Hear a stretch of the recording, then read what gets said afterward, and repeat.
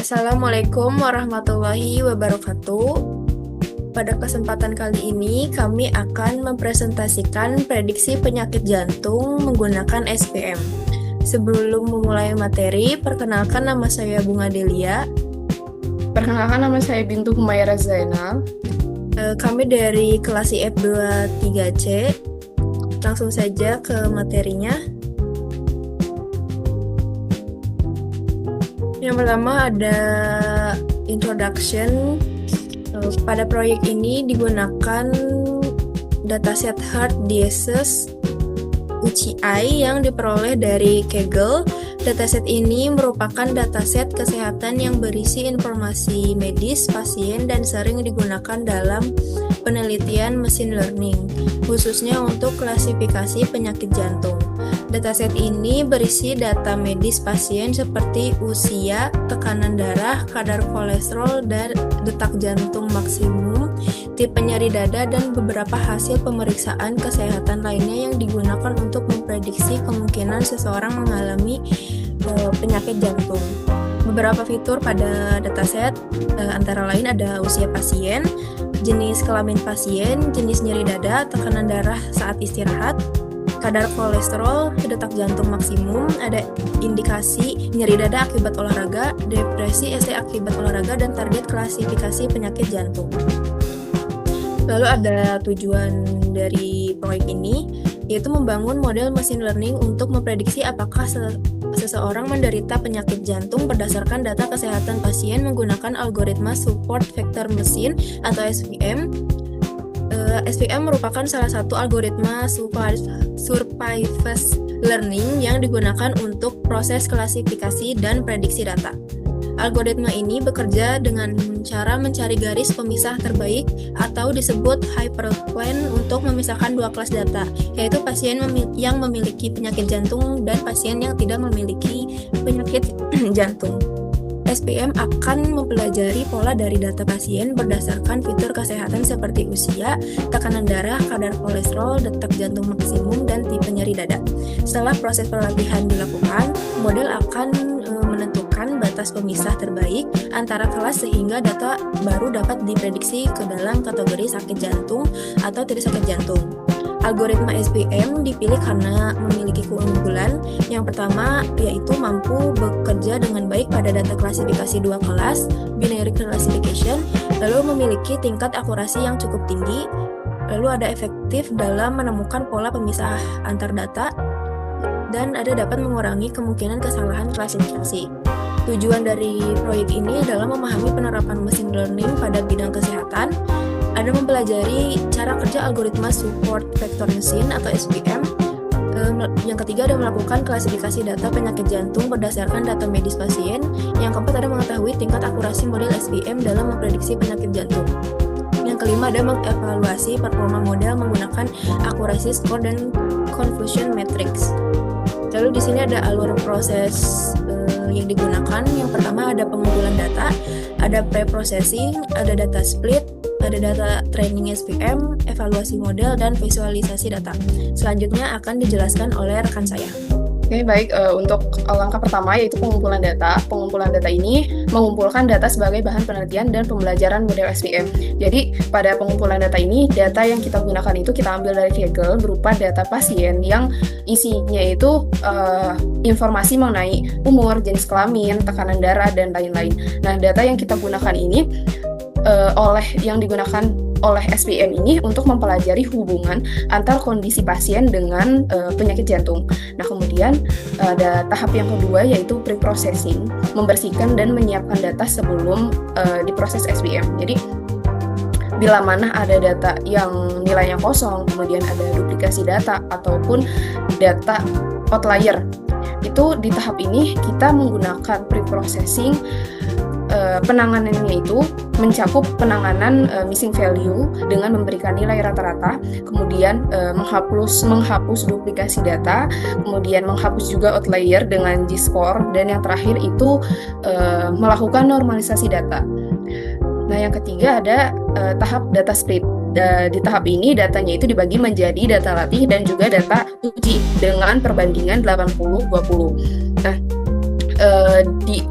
data split ini dilakukan setelah pre-processing, jadi kayak tidak ada nilai kosong atau duplikasi data. Jadi datanya sudah bersih dan siap untuk diuji dilatih pada training SPM. Nah, selanjutnya ada tahap training SPM. Proses pelatihan model SPM menggunakan data latih yang telah dilakukan pre-processing dan datanya itu telah dibagi. Jadi SPM ini, di tahap SPM ini kita menggunakan metode kernel linear, yang berarti menggunakan garis pemisah lurus untuk memisahkan data. Lalu tahap selanjutnya ada evaluasi model, menilai seberapa baik hasil prediksi model SPM setelah selesai dilatih. Nah, di tahap ini tujuannya agar mengetahui modelnya itu dapat memprediksi penyakit jantung dengan baik atau tidak pada data baru atau data testing yang belum pernah dipelajarinya. Di evaluasi model ini menggunakan akurasi, presisi recall, dan F1 score, dan juga confusion matrix. Selanjutnya ada visualisasi data. Di visualisasi data ini, tahap ini itu dilakukan untuk mengetahui pola pada penyakit jantung. Visualisasi data ini berupa gambar yang dimana kita tuh bisa memahami hanya lewat gambar tersebut gitu. Jadi kita menggunakan beberapa grafik dalam visualisasi data ini, yang pertama kita menggunakan heat map untuk menampilkan hubungan atau korelasi antar fitur dataset. Kemudian yang kedua kita menggunakan diagram lingkaran untuk menampilkan persentase jumlah pasien pada tiap kategori. Kemudian ada grafik diagram batang untuk menampilkan jumlah pasien setiap kategori kondisi. Nah, selanjutnya kita akan mencoba melihat ke kolabnya. Oke, di sini saya akan membahas mengenai kode Python-nya untuk prediksi penyakit jantung menggunakan algoritma SPM ini. Yang pertama, kita harus nge-import library-nya dulu.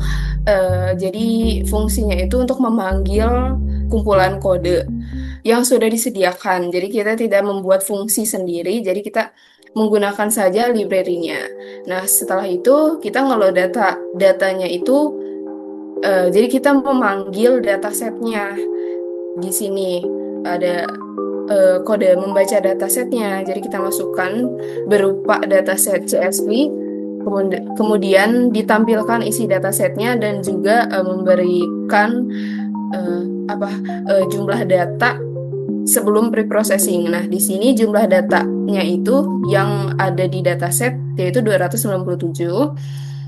Selanjutnya kita ngeksplorasi data untuk mengetahui isi dari datasetnya, informasinya, terus statistik datasetnya, dan juga kolom-kolom datasetnya itu ada apa saja sih gitu. Nah, di sini ada informasinya, dan di dalam datasetnya itu ada 13 fitur dan 1 condition, yang dimana label berisikan penyakit jantung dan tidak penyakit. Nah, setelah itu kita melakukan pre-processing. Di pre-processing ini sepertinya dijelaskan tadi, kita menangani missing value menggunakan nilai rata-rata, kemudian menghapus duplikasi datanya, dan terlihat di sini bahwa tidak ada missing value di setiap fiturnya. Setelah itu kita mengidentifikasi outlier-nya dengan box plot. Nah, ini box plot sebelum dihapus outlier-nya. Jadi terlihat banyak outlier di sini, apalagi yang trace BPS dan call. Nah, di sini setelah itu kita hapus tuh outlier-nya dengan z-score. Mengambil kolom numeriknya, kemudian menghitung z-score-nya, kemudian menyimpan data dengan z-score-nya, dan memberitahukan jumlah data setelah hapus outlier-nya. Nah, di sini jumlah data setelah dihapus outlier-nya itu ada 288 dari 297. Nah, ini adalah gambaran box plot setelah dihapus outlier-nya. Tidak semua terhapus, tetapi ada beberapa yang terhapus outlier-nya.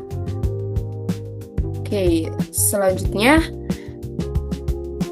kita melakukan normalisasi data, tapi sebelumnya kita pisahkan dulu fitur dan labelnya, karena yang dilakukan normalisasi data itu pada fiturnya saja. Di sini menggunakan min-max scalar. Data yang setelah dinormalisasikan itu seperti ini. Setelah itu, setelah dilakukan pre-processing, kita melakukan data split, dibagi, dan menghasilkan jumlah data trainingnya itu 230 dan jumlah data testingnya itu 58. Setelah itu kita melakukan pelatihan model SPM-nya menggunakan kernel linear. Setelah itu dievaluasi model setelah training SPM. Dievaluasi model ini ada prediksi, terus diakurasi, kemudian confusion matrix. Nah, terlihat bahwa hasil akurasinya itu 0,84 atau 84,48%. Kemudian dari data testing 58 itu ternyata prediksinya itu bagus dan hasilnya untuk SPM ini baik digunakan untuk prediksi. Jadi terlihat di confusion metric ini bahwa 24 pasien yang diprediksi tidak memiliki penyakit jantung itu benar diprediksi sebagai tidak penyakit jantung. Nah, untuk 25 pasien itu diprediksi benar sebagai yang memiliki penyakit jantung. Nah, sisanya itu yang tidak benar. 2 pasien diprediksi sebagai tidak penyakit jantung itu tidak atau salah diprediksi sebagai penyakit jantung, dan 7 pasien yang penyakit jantung diprediksi salah sebagai pasien tidak penyakit jantung. Nah, setelah dilihat akurasinya, kemudian kita melihat visualisasi datanya. Yang pertama itu korelasi heatmap korelasi fitur, bisa dilihat di heatmap ini bahwa yang fitur-fitur yang berpengaruh mengidentifikasikan bahwa pasien ini memiliki penyakit jantung itu terlihat dari beberapa fitur. Ada jenis nyeri dadanya, kemudian ada kelainan talasemia, kemudian ada nyeri dada akibat olahraga, kemudian ada penurunan segmentasi ST akibat aktivitas, dan juga jenis pembuluh darah utamanya. Itu adalah fitur-fitur yang mempengaruhi secara kuat bahwa pasien ini memiliki penyakit jantung, seperti itu. Setelahnya ada diagram lingkaran. Diagram lingkaran ini menampilkan persentase.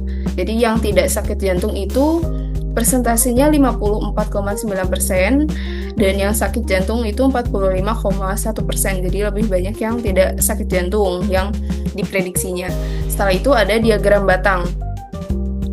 Diagram batang ini memberikan hasil bahwa ada 160 pasien yang tidak sakit jantung dan ada 128 pasien yang memiliki penyakit jantung, seperti itu. Kemudian kita lihat penjelasan berikutnya. Oke, jadi hasil akurasi SPM ini ada pada 0,84 atau 84,48%, yang dimana model SPM ini mampu memprediksi kondisi penyakit jantung dengan tingkat ketepatan 84,48% pada pengujiannya. Dengan kata lain, dari seluruh 58 data testing itu, model berhasil memprediksi sekitar 84% data dengan benar. Nah, nilai 84 itu termasuk yang cukup baik untuk klasifikasi penyakit jantung, karena selain hasil akurasi, hasil recall kelas 1 sama dengan 0,93% itu penting karena menunjukkan modelnya itu berhasil mendeteksi 93% pasien yang benar-benar sakit jantung, yang cukup bagus untuk kasus medis. Seperti itu mungkin penjelasan Nah, mungkin itu penjelasan hasil akurasi SPM pada prediksi penyakit jantung menggunakan SPM ini. Baik, demikian yang dapat kami sampaikan. Semoga presentasi ini dapat memberikan wawasan dan manfaat bagi kita semua. Mohon maaf bila ada kesalahan kata dan kekurangan kata. Terima kasih. Wassalamualaikum warahmatullahi Warahmatullahi wabarakatuh. wabarakatuh.